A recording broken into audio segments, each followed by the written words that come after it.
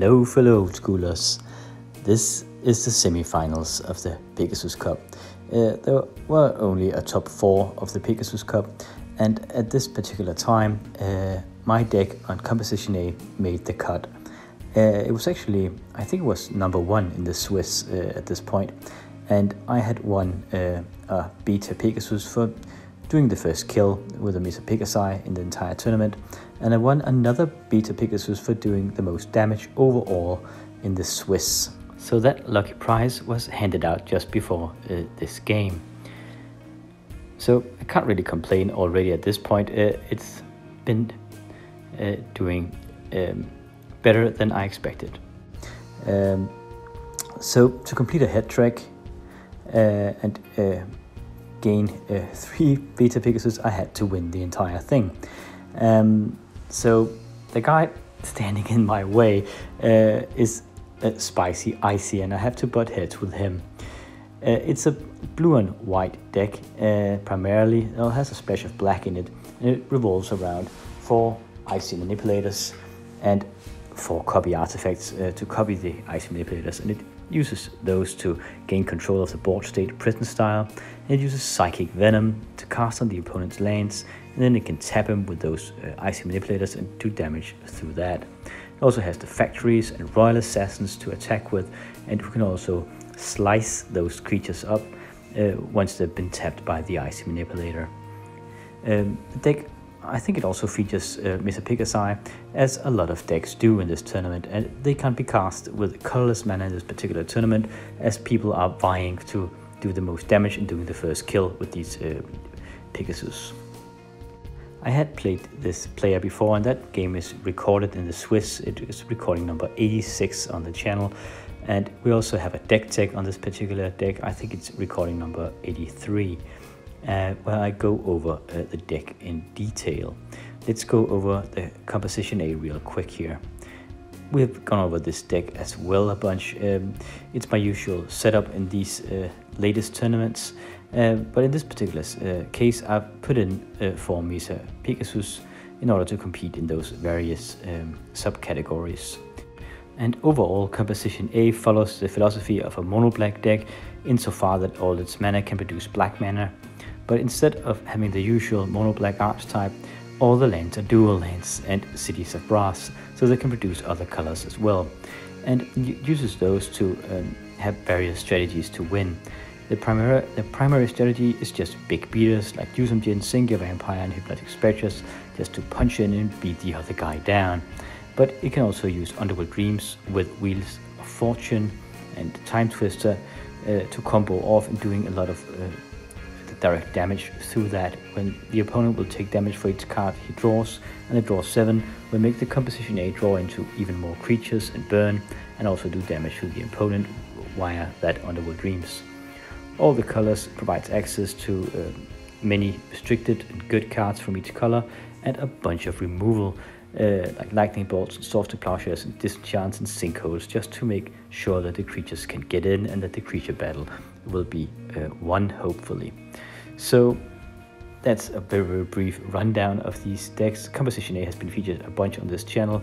There are many deck pictures of it, and at the start of this tournament there's also a deck picture of which version I brought here. So without further ado, let's go to the first match of the semi-finals here. And we actually forgot to start the camera, so I was on the play Ancestral Recall turn 1 here, and he answered with a Tundra, a couple of Moxen and a Demonic Tutor, and that Tundra is untapped there, so I wonder if he won't take an Ancestral Recall himself. 2 very solid starts here from both of us. So he goes through his deck here. There is that blue mana up, so we'll likely both have an Ancestral Recall. Passing the turn right back.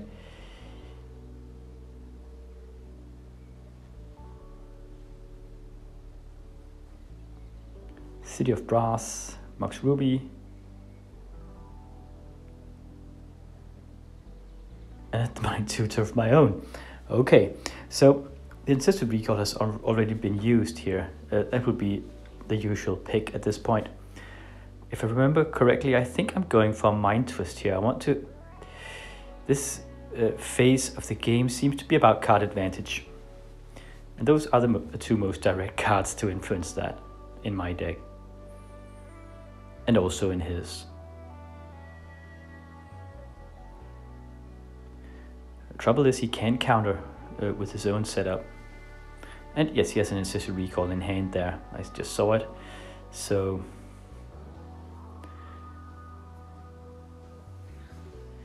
he might be fearing a Red Blast, and that's why he doesn't play it here.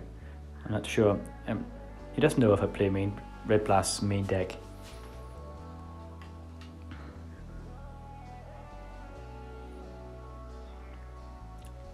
Or perhaps he'll play it at main step. Okay, that's the tutor done. Okay, here's the hand. Underworld Dreams, Chaos Orb, Sinker Vampire, Dewsum, Hypnotic Spectre, Underworld Dreams, and that Mind Twist. So a bunch of creatures and a Mind Twist. So I can Mind Twist and then follow up with the creatures. He did Ancestral at the end step here. So he must be fearing a Red Blast. Okay, first Icy Manipulator coming out of him here. He's in Balance, Disenchant, Ancestral Recall, and Soft to Plowshares.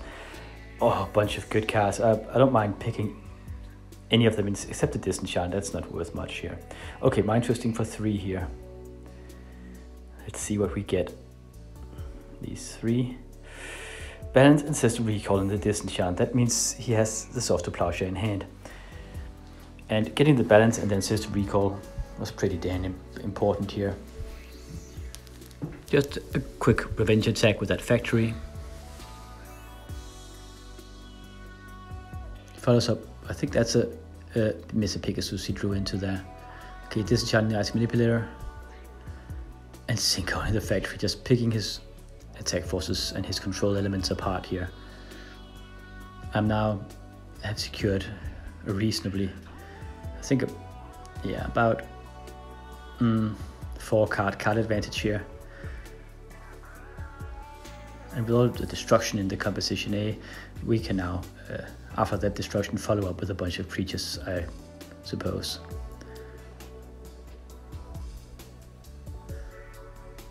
So, coming out with a Chaos Orb and Hypnotic Spectre, and he just Soft to Plowshares it immediately, getting a Felverstone and attacking with his Horsey. But we saw the hand before, there's just a bunch of creatures in that hand. And he is without a hand. Sinker Vampire. Now, if that Sinker Vampire gets in a fight with the Mr. Pegasus, the Vampire will grow into a 5/5. So he can't really jump block it. Getting in for 4 points of damage here. We can't see his dice. Actually, the camera angle is a bit annoying here, but we'll have to make do. This is the start of the evening here, so we are a bit drunk. Oh, he drew into a Soft to Plowshare for the Dewsum Gin. Good for him. Still under a lot of pressure here. Sinker Vampire coming over. And now an Underworld Dreams on him.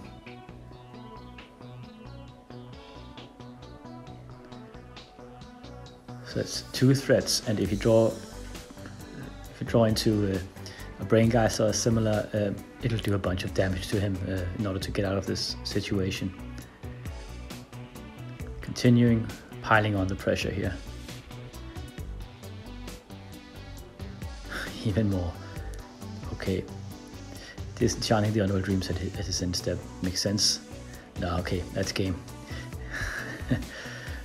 2 little life left to make it work. Just drew into a land finally, and at the end it would be about 9 points of damage from the Vampire and the Mistress Factory and the Hypnotic Spectre here. So round 2 after sideboard, I reckon I've definitely sideboarded in some Red Blasts against him, and probably some more artifact removal like Divine Offering. I don't know what he has sideboarded in though. Could be Spirit Links or something like that. Oh, Control Magic. There's a Control Magic in hand. Yeah, that's definitely a sideboard card.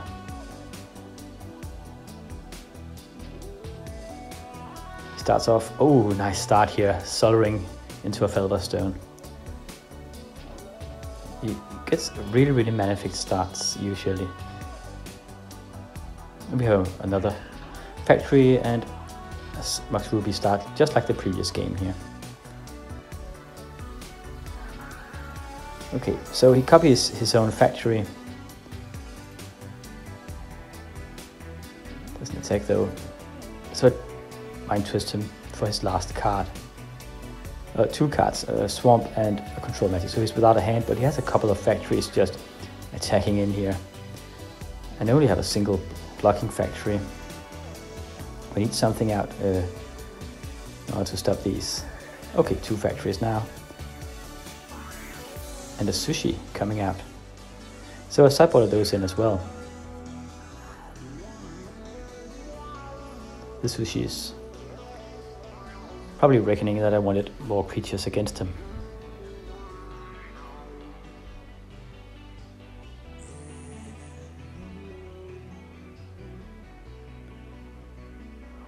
Attacking with the Sushi. One of the factories, neither of them has Summoning Sickness, but he can, if he attacks, he can pump himself twice and then we'll trade. And I do some Jin, so I did that just to clear the way. Otherwise, two factories can actually block a Jusum Jin if they double block him and only train 1 for 1. Okay, he likes to do it with his copy artifact instead of the factory.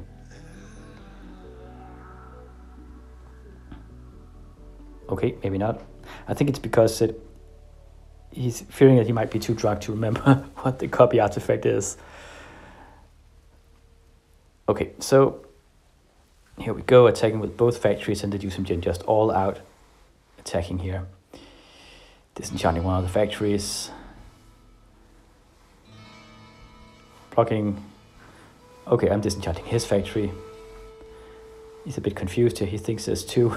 That's not though, that's just a single one. So disenchanting that and getting in with a bunch of damage here. 7 points of damage actually. So he's at 13 points of life. He goes fast with those Jusum Jins, man. Passing the turn. Taking a single point of damage from my own Jusum Jin. Attacking again for 7. He's at 6 points of life. Oh man. Getting out of Sushi, but he power sinks me. Stopping the aggression here. Passing the turn and giving up here. They'll just take him out next turn. Yeah, that creature aggression was too much for Spicy Ice. He really couldn't get in with his control elements. There was too much removal against him. So I just think it's an unfortunate matchup for him, perhaps. It is a good deck, and he made it very far here into the quarterfinals. So, yeah, just a bad matchup for him. So we're on to the finals with Composition A. And I'll put that out as soon as I can. And that will conclude this particular tournament. And we'll get back to other kinds of kitchen table and the new deck I'm testing out. So thank you for watching, and I will see you in the final one.